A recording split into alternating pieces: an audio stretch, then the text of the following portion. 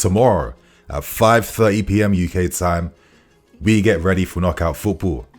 Tomorrow we play against Preston Road in the third round of the FA Cup, and in my opinion, I feel like this is the perfect precursor to our upcoming semi-final ties against Middlesbrough, because I think, as we've known throughout this entire season, silverware is important, and I feel like Pochettino is kind of desperate for silverware because it gives him a stronger position at the football club. I'm going to discuss my thoughts behind why based on what Pochettino was saying during this press conference, but if you're asking me if Pochettino is feeling the pressure, he definitely is. He wants to be here in the long term. He wants to find success here naturally, and I think that if he is able to at least get us to some finals or potentially win some silverware for this season, even if we're outside of getting a Champions League spot, I think that gives him more time for next season, and that gives him more responsibility and leeway with the ownership and the directors as well too. So there's definitely a lot riding on the games tomorrow. And to be fair, I think maybe we're playing against Preston North End at the perfect time, because recently their form has been in the muds. Like, they've lost 2 on the bounce right now. I think the recent loss was a 2-0 loss against Sunderland. They've lost 7 out of the past 10 games. Statistically, things are in favour for us. And listen, I get it. Like, especially in this country, in knockout round football, you have to take every team seriously, because for a team like Preston, they will at least take confidence from the fact that, listen, if we play well against them, push them right to the end, hopefully bring the game back home again so we can get like a replay, earn more money, that will be massive success for them. So they'll go into this game without any pressure on them, because we're the favourites. They're the underdogs. The pressure is on us. So it's up to us to rise above that and to get these expected wins. Because as I've been saying, I feel like with this recent run of games we have, it kind of is like a bit of a mini-ish type of pre-season, in the sense that we're playing against a lot of teams where, you know, on paper, we should be winning these games, right? And we should be winning these games quite comfortably. So when players are returning back to the team, it's nice to have winnable fixtures ahead of us to at least build momentum, to improve the chemistry and dynamics with the players' understanding of the system and of themselves as well too. And I feel like everything is kind of like gearing up to this massive game against Liverpool, where realistically this could be the cup final in the Carabao Cup. So I can understand why Pochettino is taking these games very seriously, and I think we have to as well too. So my friends, I'm here to discuss all things preview for our game tomorrow in the FA Cup against Preston, press conference, of course, team news, and predicted lineups. So if you guys feel confident that we are set to go through to the next round of the FA Cup and bring some confidence forward to the Middlesbrough game, hit that like button only. Let's keep the good luck going in 2024. So my friends, without wasting any more time, let's start things with team news, and we have some promising news and some annoying news. Now, I guess the promising news is more players now are returning back to first team training. I think the 2 big players I'm looking at, Ben Chilwell and Chukwuemeka. I do think Ben is low-key a massive loss because of the balance he brings to the team and the system. I feel like some of the criticisms that Ben gets is a bit unfair when he's been very reliable for us at left back, and I think we won't see a natural left back again until Ben is fully fit and available in the team. But when he is, he will provide something big for us in terms of balance. So I'm looking forward to that. And obviously I'm excited to see that Chukwuemeka is slowly getting back now to full match fitness. That's the big thing here. We can't forget that Pochettino was using this guy in the first team during the start of the season. He's not giving like patronising minutes to young kids. He was using Chukwuemeka because of his talent, his ability, and because most importantly, Chukwuemeka deserved to be in the team. So I can't wait for him to come back. We could have a very exciting midfield in 2024, and I'm curious to see if he is going to be competition alongside Cole Palmer. So time will tell as the season goes on. But outside of that, let's discuss some of the disappointing news. Now, we're learning that Ugo Chukwu is set to miss the next 6 weeks out with injuries. Lavia is set to miss the next few weeks due to injuries too, and I think there's a lesson here because both players were kind of rushed back a bit sooner than they had to, and we've paid the price for that. It's a bit annoying. Of course, Sanchez is nearly back to the first team, and outside of that, Nkunku won't be starting in the game tomorrow. Now, he picked up a minor issue in training. It's not the first time we've heard of players picking up these small minor injuries in training, right? But he is going to be part of the matchday squad, so he could get minutes as the game goes on, he just won't start the game. And maybe he might get the final like 15 to 10 minutes just to get a run of things. But, you know, of course, with how careful Pochettino is over Nkunku, it just really sums up just how important Nkunku is to Pochettino's ideas and the team as well too. And of course for Pochettino, who needs his best player available to hopefully start doing better things in 2024. So that's the latest team news out the way, my friends. And now let's tackle this press conference. This was the first press conference of 2024 for Pochettino, and I feel like it really says quite a lot. So, you know, let's start with things. And obviously, Pochettino was asked again whether he will have any say in the transfer window this month. And as he says all the time, you know, he is having conversations with the owners, the directors. They need to have discussions around players like ANDREY Santos, for example, now that he has returned back to the team. However, Poch said that he is happy with the squad, but is only focusing on the recovery of many players right now. I mean, Poch must be thinking to himself, when I have Ben, Carnes, Lavia, and all these big players back fully, I feel like things will get better, and fingers crossed that's the case in 2024, right? Of course, he was asked the same old normal stuff around Conor Gallagher. I'm going to spare you guys what he says because I kind of feel like he's just repeating himself every press conference. But as we know, he's happy with him. Conor's happy with him as well. Conor's happy to be here. The club are happy with Conor, and it's between Conor and the directors to sort a deal out, and that is basically that. As we know, it seems very likely that Conor is set to remain here during January, which is a smart thing. But to move on, of course, let's discuss Pochettino stressing the importance behind the FA Cup. Now, as he says, the FA Cup is a good opportunity to test the squad. I'm going to put like, you know, quotation marks beside that though. The FA Cup is as important as the Carabao Cup in that sense. And the reason as to why cup games are important, as Poch says, it's about creating the experiences at the highest level, right?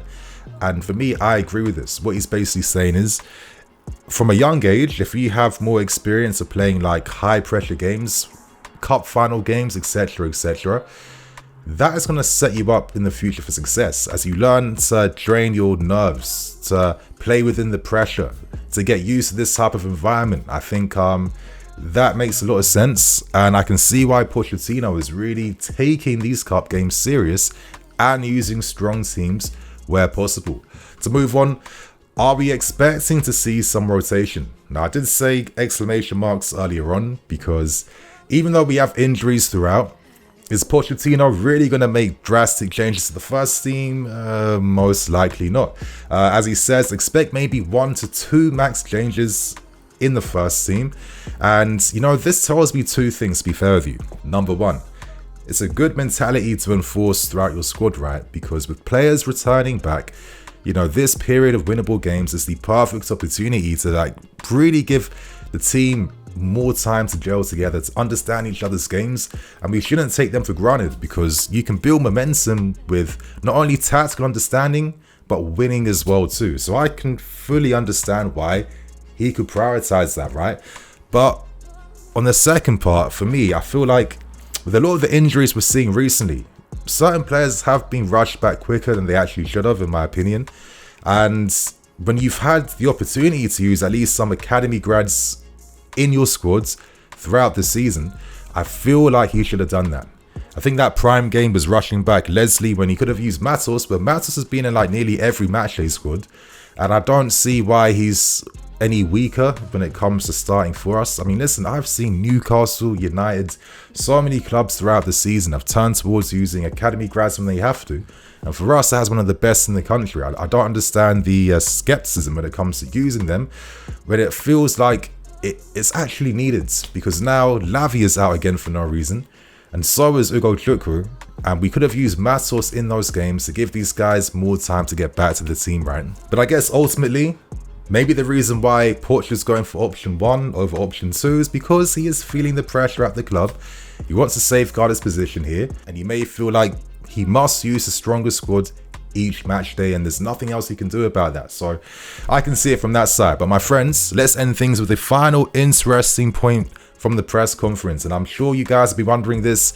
I've been scratching my head throughout this season, and the final question is, Why does Pochettino keep on picking 2 goalkeepers in every single matchday squad? I've not really understood that, but we finally had someone asking the question to Pochettino. And here's what he basically had to say. I'm going to paraphrase things, but as he says, in the past, you would have maybe 16 players in your matchday squad. Then it was like 18, then 19. Now it's 20. And in my opinion, I think it's too much. We can only make 5 subs from like 9 players on the bench. And Poch feels like he only chooses who could actually be involved in a game, who could potentially play. That is how you secure your position in a matchday squad.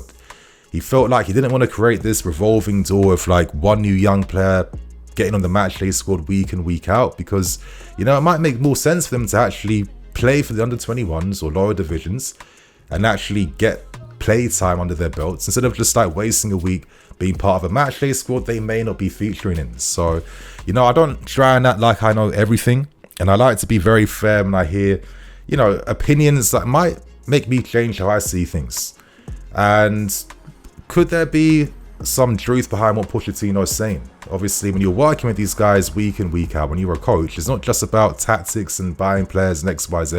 It's about the mental side of the game, how you boost their motivation, how you get them hungry, how you get them firing on all cylinders, right? And maybe he feels like, listen, if you're a young player that wants to make it here, you have a challenge to make sure that I have to pick you week in, week out, which, on one hand, I understand, but again, it's those ones, right, where you probably have a different manager and he most likely isn't picking 2 goalkeepers. But I guess we have to respect what Pochettino is going for, even though I still think 2 goalkeepers is a bit of a...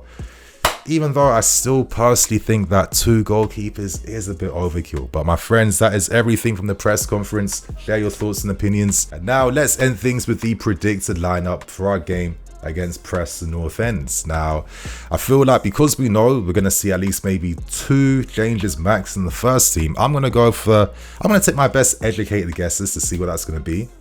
Obviously, as you guys are seeing on screen right now, Broja most definitely will be playing up front. I'm going for a 4-2-3-1 again because I think that's the best we can do right now. Obviously, Sterling on the left-hand side, Palmer 10, Madueke right, Connor and Caicedo midfield pivot. And in defense, I've gone for Colwell, I've gone for Badia, I've gone for Silva, I've gone for Gusto, and I've gone for Petrovic. I feel like we have to see a little bit of rotation in the team, right? Obviously, Broja will be playing now that Nico's gone off. I hope Nico has a great AFCON. Hope he scores goals and comes up with more confidence in front of goal. But this is a big moment now for Broja to really just like stake a bit of a higher claim within this club. I feel for him because he's been out for 1 year and you're always going to come back a bit rustier, right? That's just how it works when you've been out for that long. But I haven't always been as impressed with what he does outside of being in goal scoring positions. I feel like he could use his frame a lot better. For a guy that's bigger than Nico, I don't see any aerials being won. I'm not really seeing you backing into defenders enough and being enough of a bully. And I think maybe as well too, he's a bit too service reliant and instead of knowing when to drop a bit deeper and being more involved in the game. So I think Broja has a good few games now to really turn things around. Hopefully he does. I want to see him do well. And obviously in behind him, Palmer playing 10 has to continue. Even when we didn't have a classic 10, Poch would still use Palmer on the right. And I feel like against Luton Town was a great reminder of just how much Palmer can bring, but he has more involvement in the team, when he's more connected to players, when he's more central in those positions, picking up to assist, score goals, get inside the books. I think he has to continue there, especially with Noni being in great form. 2 good games on the bounce, hopefully makes it 3 now. He's playing with a bit of something to prove to the manager, and I think Noni is our best 1v1 dribbler in the whole team. So that's the type of skill set we can't take for granted. And I'd like to see him and Palmer build more of a connection together again. And I think to just complement things, I think Sterling brings a bit more experience. And I think with Mudryk as well, our last thing I want him to do is to break down. I think get Mudryk ready for Middlesbrough. Let Mudryk come on like second half as a sub, because Middlesbrough is the biggest game in my opinion. And I think with Sterling being out as well, let him just get the game on the left-hand side just for the sake of, balancing out the team. Obviously, midfield speaks for itself. We literally have no one else there. Could you see ANDREY Santos make an appearance? That would be very interesting. I think if we see Santos get minutes off the bench, it will signify that Santos is set to remain here, because if he plays, he most likely can't get another loan. But with all the midfielders out injured, I think maybe it could be what we have to turn to, just to provide some like freshness to Connor and Caicedo, because if any one of these guys picks up an injury, my lord, is looking very tense right now. But my friends, to end things with the back line, you know, Maatsen is set to go to Dortmund. We have no other left backs, so we are going to probably see Cole playing there. And alongside him, I've gone for Badia Silva, because Poch seems to go for experience alongside anyone young playing in the middle of a back two. And obviously Gusto continuing his great form out wide on the right hand side. And I want to see more of that triangle between Palmer, Gusto, Madueke cooking against Preston tomorrow. So my friends, that is my predicted lineup. That is the preview out the way. Share your thoughts and opinions. Hit that like button as well too. And catch me tomorrow on match day. So my friends, I'm Nini FC. This is BlueLionsTV. I'll see you guys later with some more videos. Cool.